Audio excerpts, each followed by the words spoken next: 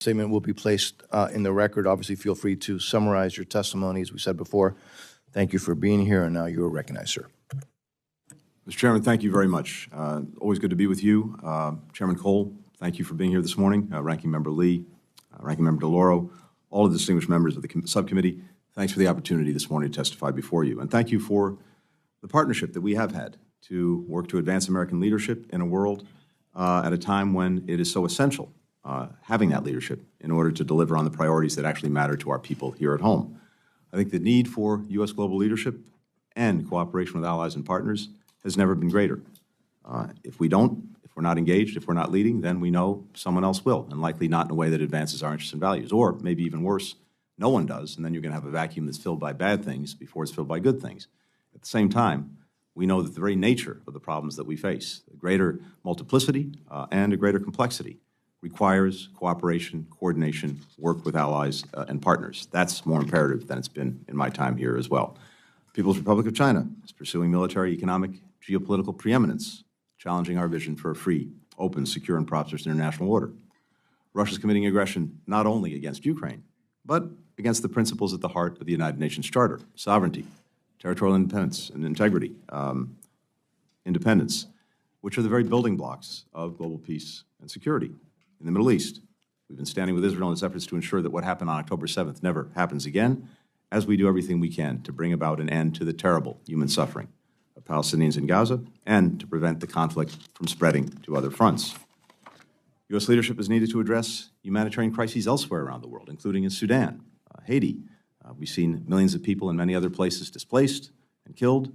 We have to focus, and we are, on them. And also to address, as many of you have said, the global issues that no one country can solve alone, whether that's food security, the changing climate, transnational corruption, the fentanyl crisis. The lies, greed, and hypocrisy of our democracy have been exposed. Free Palestine to free us all. Mr. Secretary. All liberation struggles are connected. You should be arresting Blinken, not me. You should be arresting Blinken, not me. We will not have disturbances in this committee. Mr. Secretary. Thank you, Mr. Chairman. But with the support of Congress, we can and we are approaching these challenges from a position of strength. Because of the actions we've taken, the United States is stronger economically, militarily, diplomatically than we were a few years ago. We've made historic investments here at home in our competitiveness, in our innovation, in our infrastructure. We've renewed our alliances. We built new ones and secured unprecedented alignment with key partners in Europe and Asia and beyond.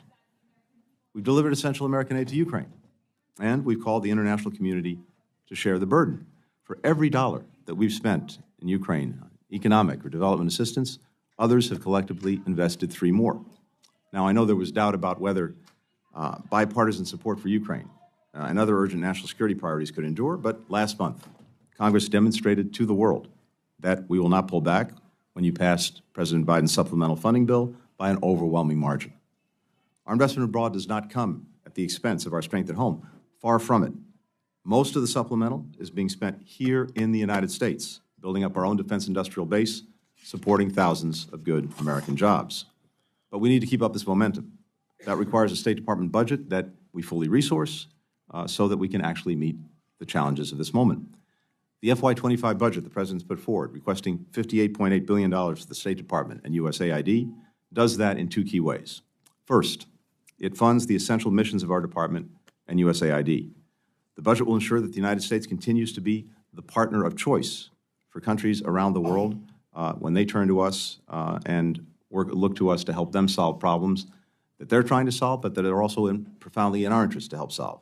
In an era of renewed great power competition, we have to present the strongest possible offer, one that is relevant and responsive to countries' needs, and one that advances our security and economic interests. That's why we're requesting, among other things, $2 billion for a new fund to build high-quality, sustainable infrastructure around the world. Crucially, investments like these create jobs for Americans and expand markets for our businesses overseas. We're requesting resources for the World Bank. With $1 billion in U.S. funding, we can unlock another $36 billion in development fund capacity to direct to the top priorities of emerging economies. That's an enormous return on our investment and essential for competing with China around the world. The budget also includes $1.7 billion for international organizations, including the UN, APEC, the Inter-American Development Bank, to help shape them in ways that reflect our interests and our values. We're asking for $500 million to give more people around the world access to secure internet and digital technologies. Doing that will support the U.S. economy through the export of our technology products. It will also ensure that we and our fellow democracies remain the leaders and standard bearers in key technologies, including artificial intelligence. Our budget includes funding to address global issues that affect the lives and the livelihoods of the American people, as well as people around the world, especially the synthetic drug crisis. It also funds our response to irregular migration, global food insecurity, public health, climate, and energy security. We're also asking Congress to fully fund the State Department's educational and cultural exchange programs. They're one of the best, most cost-effective tools that I've seen for advancing our values and interests around the world. They support the students, the researchers, the young professionals from our communities who study and work abroad. They connect us in the world with the world in powerful human ways. To outcompete our strategic rivals, we need to invest in the foundation of our strength abroad, and that is our diplomatic corps, and that's the second pillar of the budget. Our budget makes a strong investment in expanding our overseas presence, opening posts in the Pacific Islands and the Eastern Caribbean. As was noted, we want to make sure that we are represented at the ambassadorial level and that we have posts everywhere so that we can effectively represent our interests everywhere. We'll also continue our modernization of our diplomacy. We have reorganized the department in ways to make it better fit to address the challenges that we face in this moment. We're working to attract and retain the best talent, again, needed to take on these challenges. We're investing in our people in Washington and overseas with training, with technology, with support.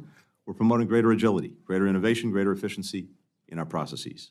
Last year's enacted budget represented a 5% cut from the year before.